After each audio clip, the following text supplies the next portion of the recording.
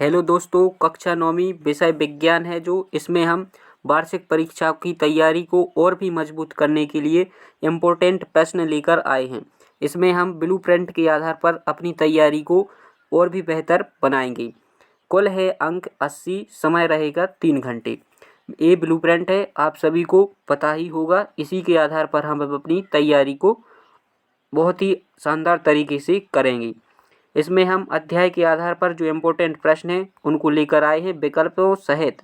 चलिए, तो जो पहला अध्याय है हमारे आसपास के पदार्थ, देखते हैं। कुछ प्रश्न हैं जो इम्पोर्टेंट विकल्प खाली स्थान सभी के साथ देखिए। ब्लूप्रिंट के आधार पर इस अध्याय में 3 अंक के प्रश्न पूछे जाने हैं। कितने? 3 अंक के कुल, जिनमें एक रहेगा वस्तुनिष्ठ प्रश्न और एक रहेगा 2 अंक का प्रश्न। अब देखिए, सबसे पहले हम विकल्प देखते हैं। पदार्थ की कितनी अवस्था होती हैं? पदार्थ की कितनी अवस्था होती हैं? 3 अवस्था होती हैं, ठोस, द्रव और गैस। अगला देखते हैं, पदार्थ की किस अवस्था में कणों के मध्य निम्नतम स्थान होता है? तो यहाँ आंसर हो जाएगा हमारा ठोस। ठोस है जो इनके कणों के मध्य निम्नतम स्थान होता है। अगला देखते हैं, पदार्थ की किस अवस्था में किसी वस्तु का एक निश्चित आकार, स्पष्ट सीमाएं एवं नगण्य संपीड़ितता होती है? तो इसका आंसर भी होगा ठोस। पदार्थ की वह अवस्था जिसमें द्रव का आकार नहीं परंतु आयतन निश्चित होता है? तो इसका आंसर क्या हो जाएगा? चौथे का द्रव हो जाएगा। निम्नतम विसरण का गुण पाया जाता है? निम्नतम विसरण का गुण किस में पाया जाता है? ठोसों में पाया जाता है। गैसों की किस गुण के कारण उन्हें सिलेंडर में भर के रखा जा सकता है? संपीड़ितता। संपीड़ितता के कारण है जो गैस, जो सिलेंडर है उनको, गैस को हम भर कर रख सकते हैं। अगले देखते हैं, जो रिक्त स्थान की पूर्ति करना है। जिस निम्नतम ताप पर ठोस पिघलकर द्रव बन जाता है वह क्या होगा? क्या कहलाता है? गलनांक कहलाता है। क्या कहलाता है? गलनांक कहलाता है। अगला देखते हैं, बर्फ का गलनांक कितना है? 373 केल्विन है। बर्फ का गलनांक है 373 केल्विन। अगला देखते हैं, जल के कणों की ऊर्जा खाली स्थान तापमान पर बर्फ के कणों की ऊर्जा से अधिक होती है? तो कितने पर? 273 केल्विन पर। ठोस कार्बन डाइऑक्साइड को क्या कहते हैं? ठोस कार्बन डाइऑक्साइड को शुष्क बर्फ के नाम से जाना जाता है। किस नाम से जाना जाता है? शुष्क बर्फ है। शुष्क बर्फ है। अगला देखते हैं, क्वथनांक से कम तापमान पर द्रव के वाष्प में परिवर्तित होने की जो प्रक्रिया है उसे क्या कहा जाता है? उसे ऊर्ध्वपातन कहते हैं। क्या कहते हैं? ऊर्ध्वपातन। अगला देखते हैं, निम्नलिखित प्रश्नों का उत्तर एक शब्द या एक वाक्य में देना है। जल का गलनांक केल्विन में कितना होगा? जल का गलनांक है जो केल्विन में कितना होगा? 273 केल्विन। 300 केल्विन तापमान पर डिग्री सेल्सियस में इसका मान क्या होगा? 27 सेल्सियस। जल का क्वथनांक है जो 100 अंश सेल्सियस। 100 अंश सेल्सियस पर जल है जो उबलने लगता है। 2 अंक के जो प्रश्न है, 2 अंक का प्रश्न भी पूछा जाना है, तो जो उस तरीके से इम्पोर्टेंट जो प्रश्न है वो देखिए। ठोसों की अपेक्षा द्रवों में विसरण की दर अधिक क्यों होती है? ठोसों की अपेक्षा द्रवों में विसरण की दर अधिक क्यों होती है? गुप्त ऊष्मा किसे कहते हैं? संगलन की प्रसुप्त ऊष्मा किसे कहते हैं? ऊर्ध्वपातन किसे कहते हैं? इसका एक उदाहरण देकर बताना है। निक्षेपण किसे कहते हैं? शुष्क बर्फ किसे कहते हैं और क्यों? ये प्रश्न आप सभी को याद करने हैं, बहुत ही इम्पोर्टेंट क्वेश्चन है।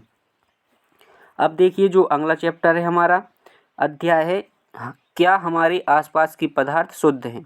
इसमें देखिए, जो ब्लूप्रिंट के आधार पर कुल है जो 4 अंक के प्रश्न पूछे जाएंगे, जिसमें 2 रहेंगे क्या? वास्तुनिष्ठ प्रश्न, और एक प्रश्न रहेगा 2 अंक का।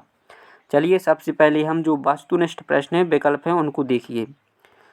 2 या 2 से अधिक पदार्थों का समांगी मिश्रण क्या कहलाता है? 2 या 2 से अधिक पदार्थों का समांगी मिश्रण है वह क्या कहलाता है? विलयन कहलाता है। विलयन का वह घटक जिसकी मात्रा दूसरे से अधिक और जो दूसरे घटक को विलयन में मिलाता है उसे हम क्या कहते हैं? उसे विलायक कहते हैं। टिंचर आयोडीन के विलयन में विलेय है। इसका क्या आंसर हो जाएगा? आयोडीन। सोडा जल है जो इसमें विलेय बताना है। सोडा जल में है जो CO2 क्या है? विलेय होता है। अगला देखते हैं, वायु 1 बिलियन है। वायु 1 बिलियन है। गैस में गैस का निम्नलिखित में से कौन सा पदार्थ ऊर्ध्वपातित हो सकता है? Naphthalene, ammonium chloride, anthracene. यहाँ उपरोक्त सभी यहाँ पर आंसर हो जाएगा। रिक्त स्थानों की पूर्ति करना है। यहाँ बताना है, यहाँ क्या लिखा है? ठोस रबर स्पंज में परिक्षेपण का माध्यम क्या है? तो यहाँ आंसर हो जाएगा ठोस। अगला देखते हैं, मिल्क ऑफ मैग्नीशियम में परिक्षेपण का माध्यम क्या है? द्रव। क्या है यहाँ पर?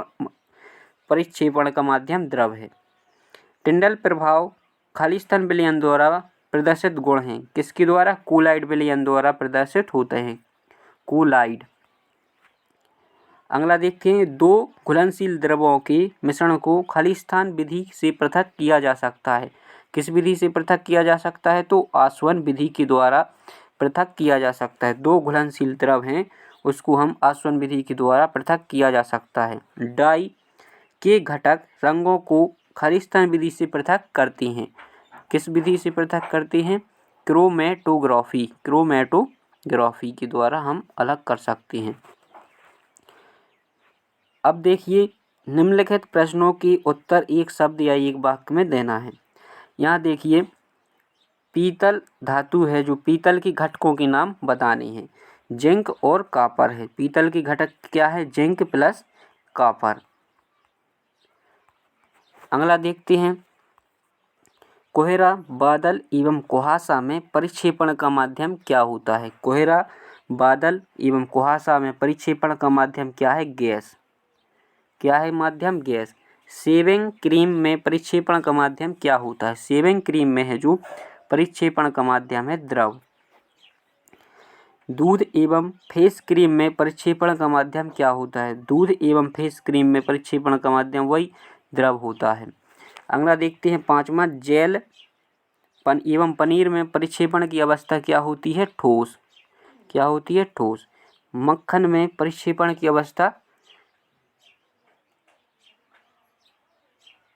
मक्खन में है जो परिक्षेपण की अवस्था क्या होगी? मक्खन में परिक्षेपण की अवस्था होगी ठोस। और जेल एवं पनीर में है जो परिक्षेपण की अवस्था होगी द्रव। दूध एवं फेस क्रीम में इसमें भी क्या होगा? द्रव। अब जो अति लघु उत्तरीय प्रश्न है, इनको देखिए। आसवन विधि क्या है? क्रोमेटोग्राफी विधि क्या है? ये आप सभी को याद करना है अच्छे से। प्रवाहजी आसवन किसे कहते हैं? क्रिस्टलीय विधि के दो अनुप्रयोग बताना है। धातु अधातु में दो अंतर। भौतिक एवं रासायनिक परिवर्तन की दो गुण उदाहरण भी इसी के साथ कर लेंगे हम। उपधातु किसे कहते हैं? उपधातुओं को नाम भी लिखना है। तत्व यौगिक में क्या अंतर है? मिश्रण यौगिक में क्या अंतर है? मिश्र धातु किसे कहते हैं? मिश्र धातु के नाम बताना है। भौतिक एवं रासायनिक परिवर्तनों के दो उदाहरण लिखिए।